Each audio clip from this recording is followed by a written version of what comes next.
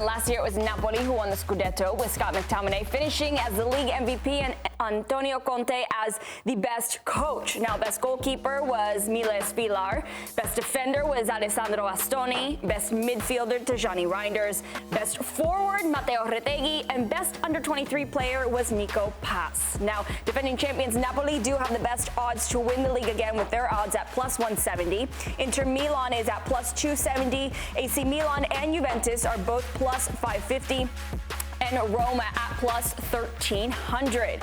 All right, well, it is now time for our Serie A season predictions, and make sure that you guys follow along with us and give us your picks in the comment section, because we want to know if you guys are thinking along the same lines as us. And we are going to bring our guy, Marco Messina, our CBS Sports Serie A analyst, into the conversation to join us. Marco, we are going to kick all of this off with you. Because you, along with Stefano and Aaron, have the same guy for Young Player of the Year. So you're going to speak on behalf of the three of you. Love that. Hey, you see? Intelligence right there. Those are my guys. I love this. And by the way, today is the best day in the world. This is like Christmas Eve. It's all the holidays wrapped up because we're on the eve of Serie A. The best young player is going to be Nico Pass, because he is simply fantastic. He reminds me of a young Dybala. He's got an amazing coach behind him who has signed so many dribblers in Fabregas. And I think the fact that they were able to keep him, they rejected a big offer from Tottenham, another player who rejected Tottenham. And he wants to stay in Serie A. He wants to stay at Como. And I think that this is his year to explode. A brilliant player. If you've never watched him, you have to catch some Como to see him. All right, well, you guys are on the same wavelength, but Cupo, you chose someone different for Young Player of the Year. I'm going Soulé with Roma. I think that he has always been a bright light, Juve Academy product. I think that he just needed a little bit more minutes under his boots, but he's got a lot of raw talent and quality that just needed to be cultivated, and I think that we'll see him pop off this season. Yep, I love a little something different into this. Let's see how much agreement or disagreement there is moving forward in all of these. So let's do Manager of the Year award next. Aaron, kick it off for us here. I am picking Max Allegri. It may seem wild to you, but I think this Milan team are set up. It's a weird position for them. They've been really, really poor the last few years, but they made some interesting transfers that I think will help propel them forward. Max Allegri with no Europe, with a team that has been poor defensively, those are the two things he thrives on. He's going to come and shore them up, make them really, really hard to break down. They've got Victor Boniface now. They've got some really exciting signings in midfield. Rafael Leão, this is a year that he really, really needs to step up. So I think that this is a year that they will step up, and I think Max Allegri is going to win Manager of the Year. I agree with you, Aaron, but I'm going to tell you right now, it was very difficult to pick Allegri. Over the years, I looked at it, I was like, is that really my pick? I'll tell you why. Over the years, watching Allegri sides, I'll just say that not the most entertaining football. And it's sometimes difficult to watch. But the reason I went with Allegri is because he knows how to win Serie A. He knows how to win this in this league. And also, like you mentioned, defensive issues have plagued Milan now for a long time. And he is going to come in and going to be able to settle things down. It might not be the most entertaining football. No, make no mistake. Allegri is unsexy culture. It's not. But effective. But effective. He knows how to do it. And I think he will have the biggest impact this season of any other manager. Yeah. I do believe that Milan will improve greatly from last year, from what was a bad season last year. Nobody said it was the prettiest football in the league award. It's the best manager. It pained me. It pained me to have to say, okay, Allegri's going to win the Manager of the Year. I'm going to be bored while he's doing it, but he's going to do it. I appreciate the romance to it because it brings him back to where he made his bones in this league. So, all right, whatever. Romance and Allegri, I don't know if they go together, but I respect it. I respect it. Whatever. No, my pick is Antonio Conte. Because why? Because Antonio Conte is one of the world's best managers, and he can do no better than when he actually has the tools that he requires, with De Laurentiis kneeling to him essentially coming in the season to ensure that he stayed the course with Napoli. I think that it puts him in the best possible position to win this year, especially since he did it last year, turning water to wine. So I think where his soft skill is kind of getting average to good and good to great in terms of players, I think we're going to see him eclipse that this season. Marco, you've been making some faces back there. Who's your pick for Manager of the Year? I mean, it has to be Antonio Conte. What he did last year was nothing short of a miracle. And I think if he could take Napoli to win back-to-back titles, something that's never happened before in this club's history, it's kind of remarkable that they won 2 Scudetti in 33 years. And now if they did win this one, it would be 3 in the last 4, which is just crazy to even think about. But I think that you have to go on history. Betting against Conte is never a winning strategy. And out of the last 20 years, it's usually the best defense that wins Serie A. Only one time it didn't happen. And Antonio Conte had the best defense in all of Europe last year. And what did they do? They went out and got one of the best defenders in Sam Bucama at Bologna. They got Gutierrez. They're going to sign Juan Lu. So they've only gotten better. And like I said before, Allegri's a great shout, but I think it'll be Conte. This has got to be the first time Napoli goes into a Serie A season as a favorite, right? Because even last year, no one expected them to be there. 100%. Yeah, I think it's the first time in the history of the club, which is remarkable to see where they've gotten. And I'm telling you right now, I could see the foundation of this team being built that not only wants to challenge for Scudetti every year, but can go far in the Champions League in the next 2 to 3 seasons. But Marco, I think you called to Napoli last year. You called it way ahead of everyone else. So I'm making sure that you get your credit here, okay? Thank you. All right. I love you, Claudia. Love you too. Hey. All right, guys. Hey, sometimes we were trying to fight earlier, so I need someone on the other. I need someone on the other side of this. We need to feel the love here. We need the love here. All right, Michael. And now you get my name wrong. Well, I almost called him Nico earlier today. We're talking about Nico Paz. I know, they are very similar. All right, Marco, give us your Golden Boot winner.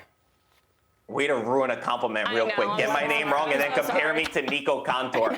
My Golden Boot winner is Lautaro Martínez. The odds for him to win are actually ridiculous. I saw it's plus 400. Jeez. And I think that that's a steal because he's done it before. He won 2 seasons ago. He's had 3 seasons in Serie A where he scored over 20 goals. Usually the Capocannoniere, the league's top goal scorer, is not on the team that wins, which is something surprising in Serie A. There's a couple other good names. I don't want to steal it. Actually, I was going to mention them, but I won't steal in case anyone else has it. But I think Lautaro's a solid pick. So I think Aaron and Cupo had the same pick. So Stefano, I think yours was a little bit different here. A little different. I'm going off of, I'm going to Moise Kean. I think that Fiorentina this season, last season came very close to the Golden Boot. I think this year Fiorentina is a better side. They have some better additions to this team. But for them to keep moving forward and to keep progressing and to get into European football, Moise Kean is going to have a massive season again. He also is probably going to want a big move at the end of this season. He also wants to make sure he has a spot in the Italian national team. This is a massive year for Moise Kean, and I expect him to perform at the highest level. I could see a 30-goal season for Moise Kean. He has it in him. He has the talent. He needs to lead this Fiorentina side forward and score a ton of goals. I like that shot a lot. I'm not going to lie. We're playing Allegri ball. We're playing very safe. Cupo, Aaron, and I, which I don't mind. A couple other names, just to throw it out there. Evan Ferguson for Roma. I know it sounds crazy because he's never scored more than 6 goals, but Gasperini has done this before. Zapata, Muriel, Milito, Retegui last year. His system is set up for strikers. Also, Ciro Immobile, he's won it 4 times in the past. I'm not sure that Bologna could score enough goals for him to be there, and he's going to have to share the spotlight with Castro. And the last name I'll throw out there, and I would have went for him if Gasperini stayed at Atalanta, Hristovic, because I think he's set up to be that next Retegui-type striker. I got one last name for you, Victor Boniface. Oh, does he stay healthy? Under Allegri. We'll see. We'll see. We'll see. FYI, just got a note here. Today's Lautaro's birthday as well. So for all you Lautaro Martínez. Feliz cumple. Big birthday to him. Buon compleanno. There you go, because I had no idea how to say it. I know how to say it in English and Spanish, and that's where it goes. Tanti auguri. All right, Cupo, kick us off for who is your player of the year? Player of the year. Okay, sorry. We've got lots of awards to get through. Why is that not how it was phrased for me? I went De Bruyne. Okay. Why? Because I still have faith in Ginger Pele. I think that he'll come into Serie A bit more reinvigorated, and we'll see him stand out this season. He's got more to prove at this point. I think a healthy De Bruyne is a massive threat, and I welcome the occasion. This Napoli side has the Ginger Pele and the Scottish Maradona. That's pretty incredible. This Napoli side, they're going to win easily, right? It's a great time for white South Americans. Right? I am also picking Kevin De Bruyne. I believe he will flourish in Serie A. He lost a step of pace, which I think has really hurt him in Premier League. But this league is where players who've lost a step physically, but still have it here, can thrive, and technically, mentally, everything this man has is brilliant. And in a team like Napoli, where he'll be protected, he'll have runners, he's going to thrive. Yeah, bang on. And the added layer of Conte, when Conte gets you and specifically chooses you, he knows what to do with you. right? Like, if you fail, it's on you. I'm going to go a little bit off the board, and I'm going to go with Kenan Yildiz of Juventus. I think Juventus will be a better side than last year. They still do have some issues defensively, but I think that he has the ability to become a superstar. I have a little bit of a man crush on him. The ability is there. The talent is there. He's going to score a ton of goals. I do believe having Jonathan David in this side will unlock him a little bit, because David will come a little bit deeper. Yildiz will be able to run in behind. So I think he'll have a ton of goals. Juventus will be a lot better, and it's going to be carried by this youngster who I think can be an absolute superstar in Serie A. Good show, man. I love Yildiz. He's a lovely human too, super duper humble. But I do think that Igor Tudor does still favor Vlahovic in a lot of cases. So I think the diversification of goal scorers would be beneficial for him. But I don't think that he'll be the guy yet for Juve. Marco, who do you have for Player of the Year? I would just add on the Yildiz, I always think that the player of the year is going to end up going to the team that wins the Scudetto, but at least it has to be part of a challenging team, and I don't think Juventus will challenge for Scudetto. That's my only knock on that. I'm going Rafael Leão. I think that this is his season to come back. There's so much talk about him and if he was going to stay or if he was going to go. I think Allegri will know to get the best out of him. There's so much talk in the newspapers that Allegri has, coddled him and said, you're the best player in the world. And I think he understands how to allow him to play within space and not waste him where he's not useful on the field. He also just seems happy in training. And he was even streaming yesterday and celebrating that they're signing Boniface. So the vibes seem to be really good for Milan going into this year. And I will say there's a lot of pressure on Leão as well, because I think if he doesn't do well this year, it could be the time that we start to forget about him. He's got immense talent. He just doesn't always show it consistently. This will be his season. So, Marco, you said player of the year will come from the team that wins the Scudetto. So does that mean that you're picking AC Milan to win? I said he did say or a challenger. Or a challenger. Okay. I broke my rule. I broke my rule. In this season. Marco, kick it off for us, because Napoli is contradicting what you said earlier, but hey. Listen, like I said, I broke my rule just so that I'm not only talking about Napoli, because otherwise every category I probably could have chosen a Napoli player. I'm very high on them. I think they're doing something incredible. They've sustained themselves. They've only made themselves better. The midfield looks so scary. They're expected to play against Sassuolo with 4 incredible midfielders: Lobotka, McTominay, Anguissa, and De Bruyne. And I'm seeing the makings for the dynasty that Juventus was able to build with Antonio Conte, where they built off of Marchisio, Vidal, Pogba, and Pirlo. I'm seeing those makings, and that team ended up going to a Champions League final. I'm just throwing it out there. They've gotten better in every position. They are reinforced early in the Mercato, so Conte's had about 90% of these signings to go through his preseason, which is absolutely crucial. And I just think that there's a lot of question marks around the other teams. Inter, they still are a very old side. Kiev was only managed in 13 games. They're question marks. Doesn't mean that Inter can't challenge. I'm just not certain. Milan, I think, will be there. But again, just these fine details and going up against Napoli, who have just won, is too tough for me. Aaron, I know that you picked Napoli just like everyone else did, and Marco just said, hey, maybe it could be Inter, maybe it could be Milan that challenges Napoli, but is there anybody else that you think could really challenge this team? Juve may have a shout, but I really don't think anyone is touching Napoli. Yeah. They're too deep, they're too well coached, they have too much quality, and the rest of these teams are figuring it out while they already have figured it out and just are adding to it. So it's tough to say. The first superlative that we're going to do, Stefano, I'm going to kick it off with you, is first coach fired. And listen, I was just told to say, will he eat the panettone? Hey. Make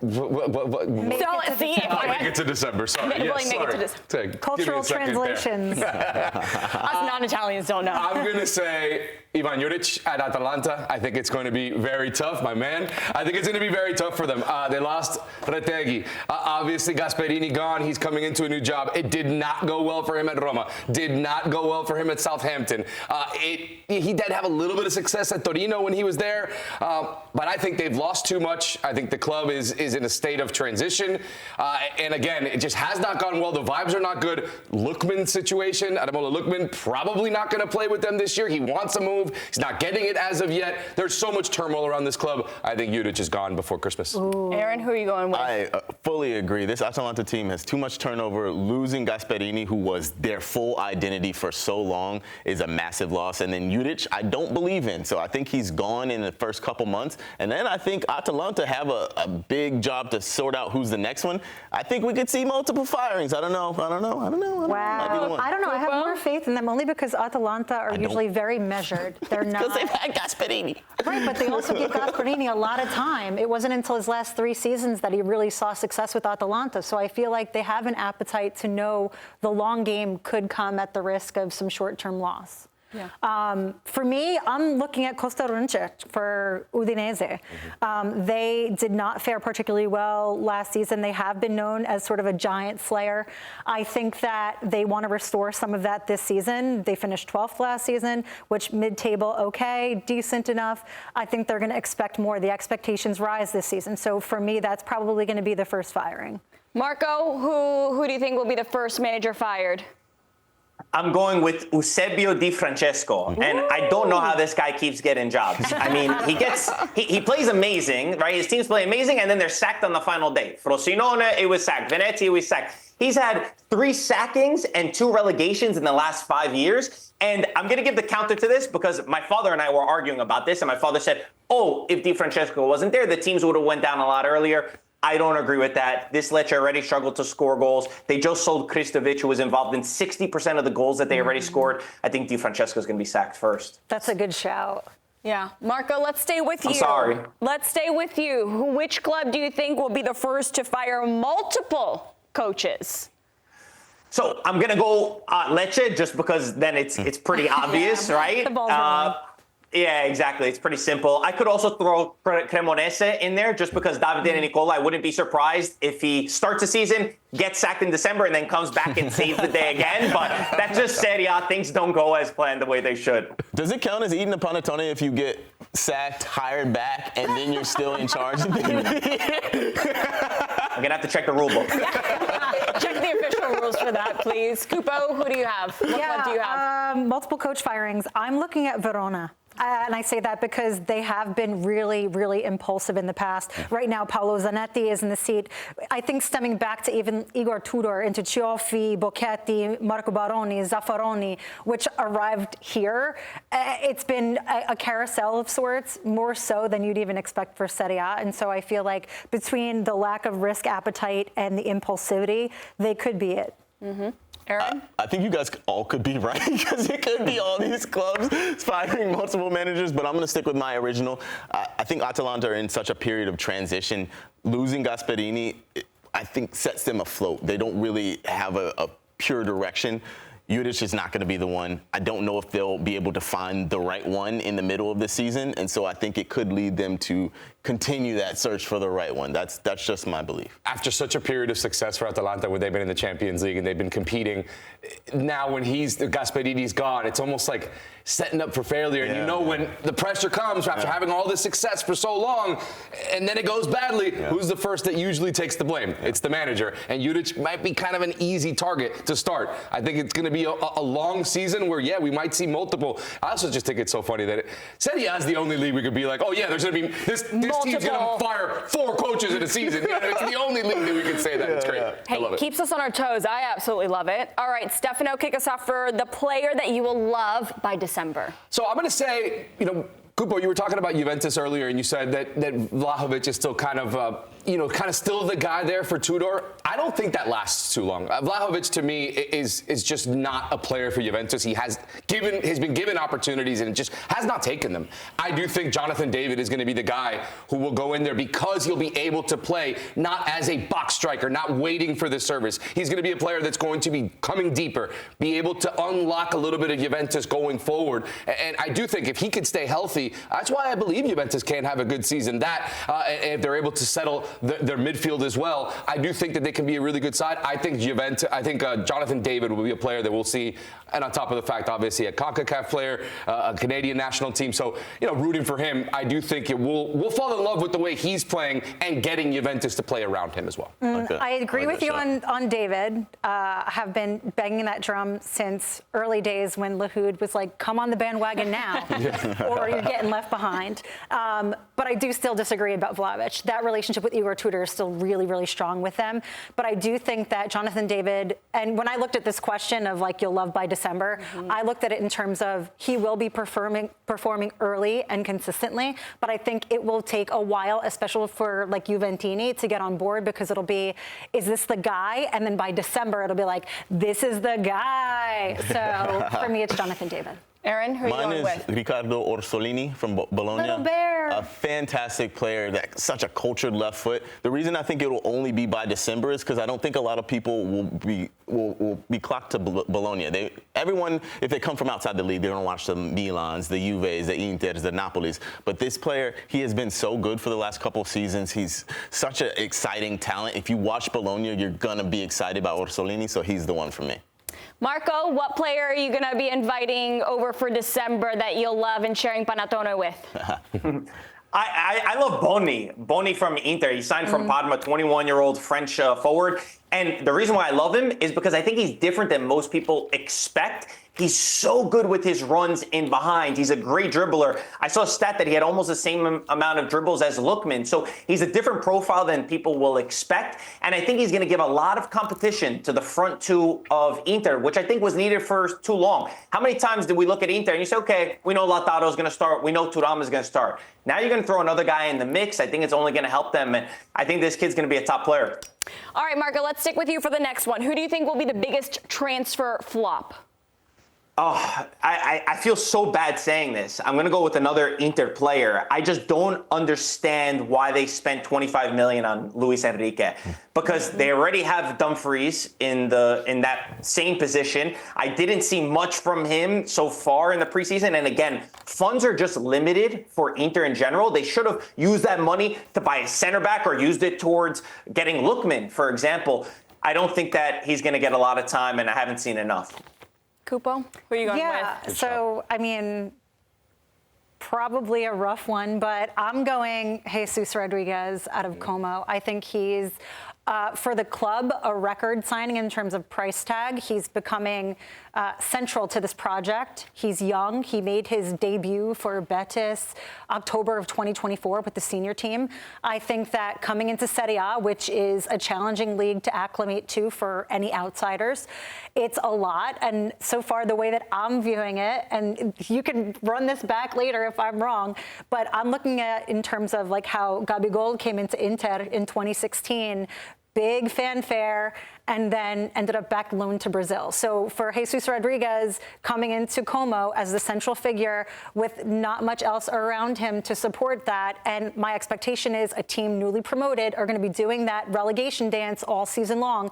That's a lot to sustain in a Serie A season. Aaron, who are you going with? Can I just say that I hate this exercise? I hate predicting who's not going to do well I'm like, so much. As an eternal optimist, I'm like, I only like to plot the downfall of my enemies, and none of these players are my enemies.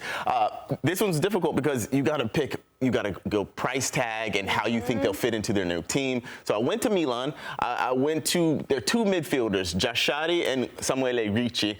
Giashari, 38 million, Ricci, 24 million. With this Allegri midfield, he's got a lot of midfielders, both of those in front of them. Ben Nasser, Fofana, Loftus-Cheek, Adli.